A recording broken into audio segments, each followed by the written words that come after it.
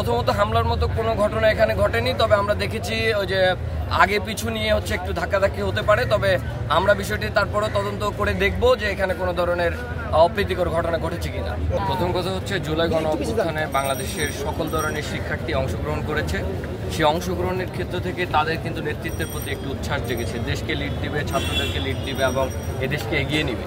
সেই জায়গা থেকে আমরা টোটালি দেখেছি এটা একটা প্রতিযোগিতামূলক অবস্থা এবং নেতৃত্বের প্রতি উচ্ছ্বাস। এবং আমরা দেখেছি যখন আমাদের কমিটি ঘোষণা করা হয়, নেতৃত্বের প্রতি তারা শ্রদ্ধা রেখেই কিন্তু তারা পরিস্থিতিকে শান্ত করেছে। তবে এই উচ্ছ্বাসের ক্ষেত্রে যে জনসম্পৃক্ততা হয়েছে কিংবা হচ্ছে আমাদের শিক্ষার্থীরা এসেছে, সেখান থেকে একটু হাতাহাতির মতো পরিস্থিতি হয়েছে। তবে এটি এই এত জনগণের মধ্য থেকে আসলে কিছুই না। আমরা প্রত্যেককেই দেখেছি তারা হচ্ছে এই সংগঠনের প্রতি শ্রদ্ধাশীল এবং নেতৃত্বের প্রতি শ্রদ্ধাশীল। আমরা আশা রাখি স্টুডেন্ট ফার্স্ট, বাংলাদেশ ফার্স্ট নীতিতে আমাদের এই সংগঠন, আমাদের বাংলাদেশ গণতান্ত্রিক ছাত্র সংসদ সারা দেশে স্টুডেন্টদের নিয়ে কাজ করবে এবং আগামী দিনের স্টুডেন্টদের ভরসার একমাত্র সংগঠন হবে আমাদের বাংলাদেশ গণতান্ত্রিক ছাত্র সংসদ।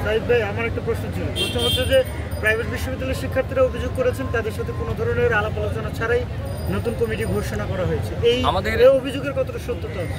সত্যতা বলতে ঢাকা বাংলাদেশ গণতান্ত্রিক ছাত্র সংসদের সেন্ট্রাল যখন গঠন করা হয় তখন তারা বিভিন্ন স্টেক হোল্ডারদের সাথে বসেছেন।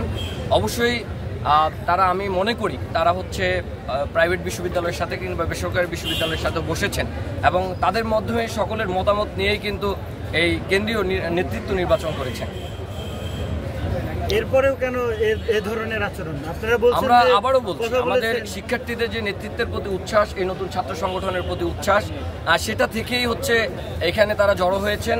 আমরা এটাকে ইতিবাচকভাবে দেখি এবং আগামী দিনেও তারা তাদের উচ্ছ্বাস, তাদের নেতৃত্বের দিকে ঝোঁক রাখবেন এবং এটাই প্রত্যাশা রাখি। প্রাইভেট বিশ্ববিদ্যালয়ের নারী শিক্ষার্থীরা অভিযোগ করেছেন তাদের উপরে হামলা করা হয়েছে পাবলিকের।